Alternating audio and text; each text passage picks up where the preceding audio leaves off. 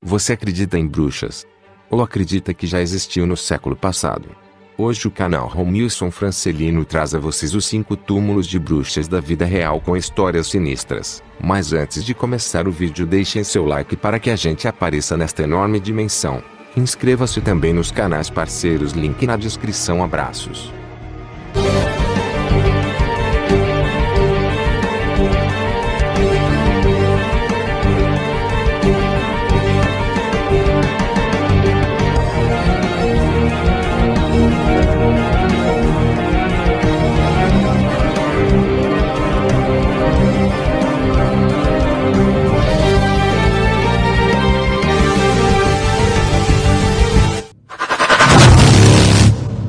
Cinco túmulos de bruxas da vida real com histórias sinistras.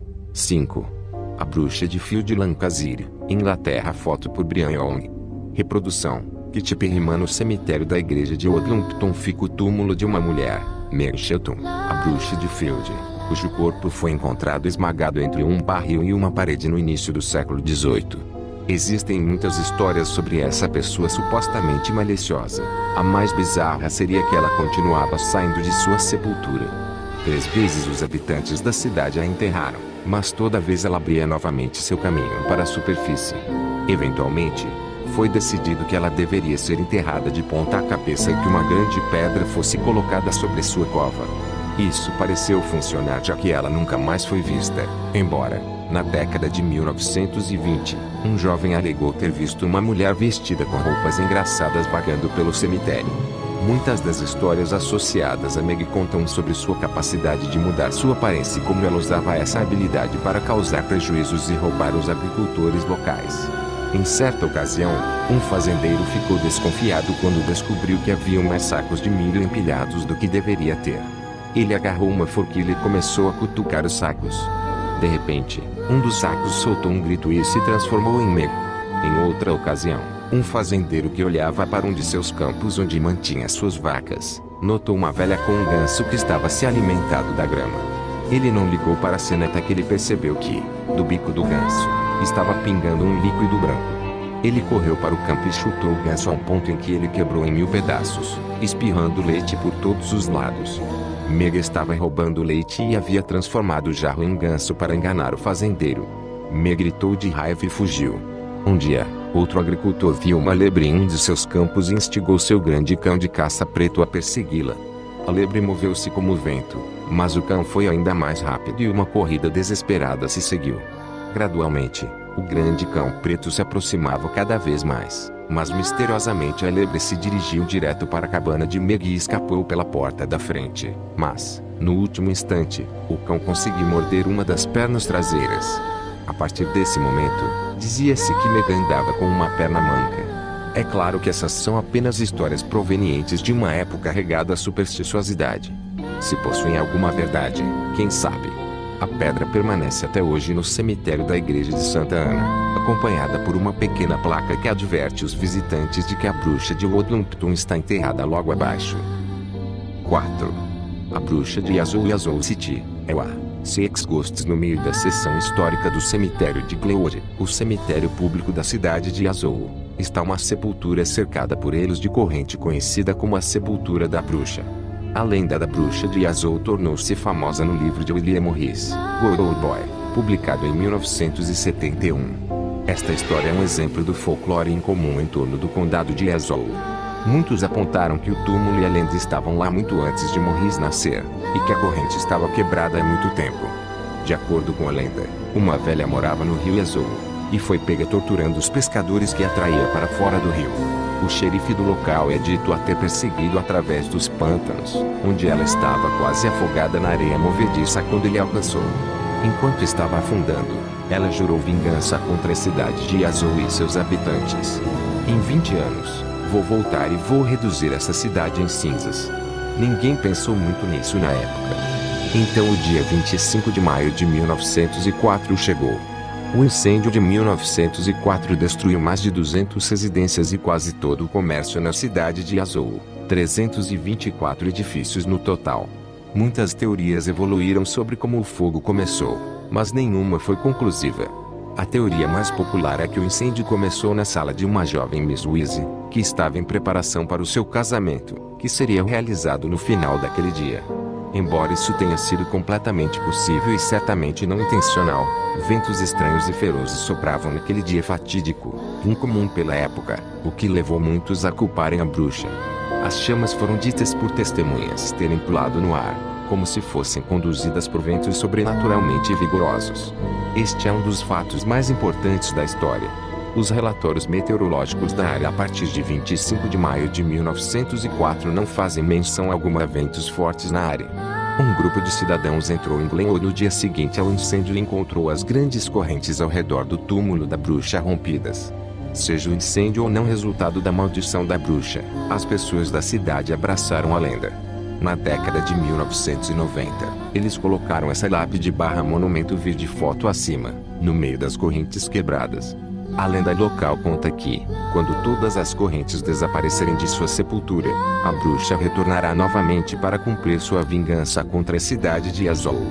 Até hoje, os vigias do cemitério têm muito cuidado para manter as correntes reparadas e no lugar, embora muitas vezes elas sejam quebradas novamente pouco depois de serem reparadas. 3. Caroline Barnes St. Homer é ao longo de uma das muitas estradas do condado, nos quilômetros dos campos de milho de Illinois. Uma estrada de cascalho irá levá-lo para a cidade de St. Homer, ou o que resta dela pelo menos, o seu cemitério.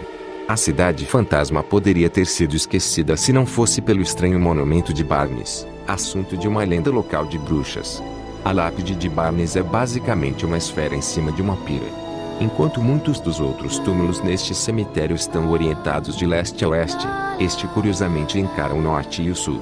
4 pessoas estão enterradas lá: Marcus Barnes, seus pais Granville e Sarah, e sua esposa, Caroline, cuja data declarada de morte nunca poderia ter ocorrido, 31 de fevereiro de 1882. A tradição prevalecente é de que Caroline Barnes era uma bruxa, ou pelo menos foi acusada de ser uma. Ela foi enforcada, ou, dependendo de quem você pergunta, queimada ou mesmo enterrada viva, por seus crimes de bruxaria. A esfera acima da lápide é realmente uma bola de cristal, que é dito brilhar nas noites sem lua. A data impossível seria uma medida preventiva. A bruxa surgiria novamente na data de sua morte, mas, se a data de sua morte nunca chegar, ela não reaparecerá. Genial. As pessoas também afirmam que as fotografias de filme tiradas da sepultura de Barnes não são reveladas, embora a digital pareça funcionar perfeitamente, e que rituais secretos são realizados ali na calada da noite. Essa última reivindicação pode ter alguma credibilidade, uma vez que a bola foi repetidamente encontrada com cera de vela branca derretida sobre ela. Na realidade, existem poucos fatos para apoiar as acusações de bruxaria. A sabedoria local parece ter surgido das estranhas anomalias que cercam a lápide. Há, no entanto, uma história trágica em torno da família Barnes. Marcus Barnes morreu em um acidente de serraria em 1881 e foi enterrado com seus pais. Apenas 2 meses depois, Caroline morreu de pneumonia aos 23 anos de idade. Sua data de morte verdadeira foi em 26 ou 28 de fevereiro, dia em que teve um fim a família Barnes. A cidade de St. Homer detinha apenas cerca de 40 a 50 famílias, uma estação de correios, um ferreiro e uma loja geral. Quando a família Barnes morreu. 2. Bathsheba Sherman Risville, famosa pelo filme Invocação do Mal, The Conjuring, 2013. Existem mais de uma versão para a história de Bathsheba. Em uma das histórias contadas, ela teria nascido em 1812, e seria parente de Marie Tolley Astey, uma das mulheres executadas por bruxaria em Salem, em 1692. Em 1863, ela teria se casado com Judson Sherman, um rico fazendeiro. Ambos se mudaram para a fazenda Arnold e ela teria dado à luz pouco tempo depois. Após completar uma semana do parto, Judson teria supostamente pegado Bathsheba sacrificando o próprio filho em nome do demônio. Logo após, Bathsheba subiu em uma das árvores da propriedade e acredita-se que ela teria se enforcado enquanto proclamava sua adoração ao diabo. Logo depois disso, a propriedade ganhou fama de amaldiçoada.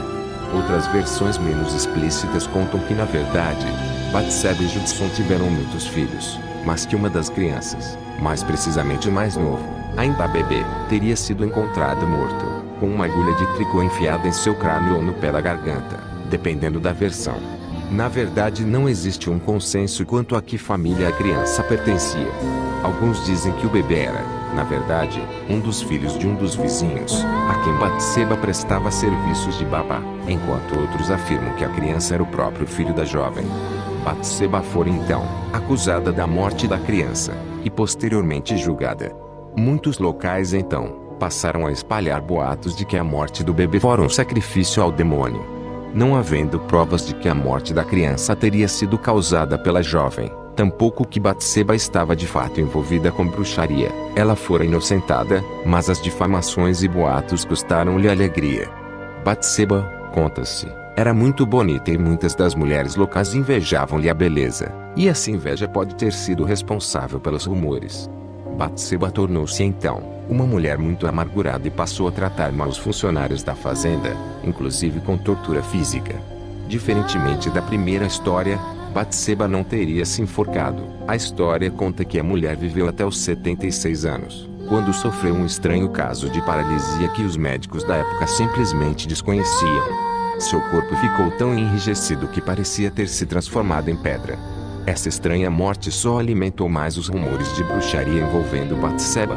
No filme Invocação do Mal, é retratado a atividade paranormal pela qual passou a família Perron no começo dos anos 70. Segundo o filme, Batseba seria a responsável pela assombração.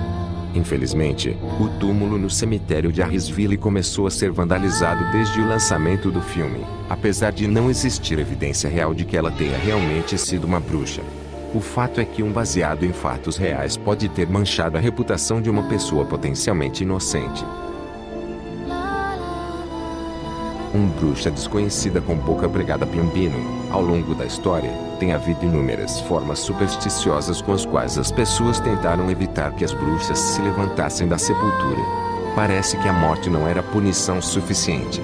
Em 2011, uma descoberta sombria foi feita durante uma escavação no que acredita-se ser um cemitério de bruxas depois que o esqueleto de outra mulher foi encontrado cercado por 17 dados, um jogo que as mulheres eram proibidas de jogar há 800 anos atrás. Os especialistas dizem acreditar que as mulheres tinham cerca de 25 a 30 anos e foram encontradas enterradas em uma simples cova rasa no chão, sem caixão ou mortalha. Os restos macabros foram encontrados durante uma escavação perto do mar em Piombino, próximo a Lucca, na região da Toscana, Itália, e a mulher tinha 7 pregos cravados na mandíbula, assim como outros 13 pregos que cercavam seu esqueleto. O arqueólogo Afonso Forgione, da Universidade L'Aquila, que liderou a escavação, está convencido de que as mulheres eram suspeitas de bruxaria devido às circunstâncias em que foram enterradas. Ele disse: "É uma descoberta muito incomum e ao mesmo tempo fascinante. Nunca vi nada assim antes. Estou convencido por causa dos pregos encontrados na mandíbula e ao redor do esqueleto que a mulher era uma bruxa. Ela foi enterrada direto na terra, não em um caixão, e ela também não possuía uma mortalha em torno dela. Intrigantemente, outros pregos foram martelados ao redor dela para prender suas roupas. Isso me indica que era uma tentativa de garantir que a mulher, apesar de estar morta, não se erguesse dos mortos e despreocupasse os moradores locais que, sem dúvida, estavam convencidos de que ela era uma bruxa com poderes malignos." O segundo esqueleto que descobrimos foi enterrado de forma semelhante, mas desta vez encontramos 17 dados ao redor dela. 17 é um número de azar na Itália e também o dado era um jogo que as mulheres estavam proibidas de jogar. A forma como os corpos foram enterrados parece indicar alguma forma de ritual exorcista e os restos serão examinados para ver se podemos estabelecer uma causa de morte para elas. Um enigma que os arqueólogos não conseguiram explicar é porque essas mulheres eram bruxas malignas foram enterradas em um terreno consagrado, pois a área é o local de uma igreja de 800 anos de idade. Ele disse: "A única explicação possível é que talvez ambas as mulheres viessem de famílias influentes e não eram de uma classe camponesa e, por causa de sua classe e conexões, conseguiram garantir o sepultamento em um espaço cristão consagrado." A prática de pregar a boca fechada era um costume antigo que acreditava manter os mortos firmemente em seus túmulos.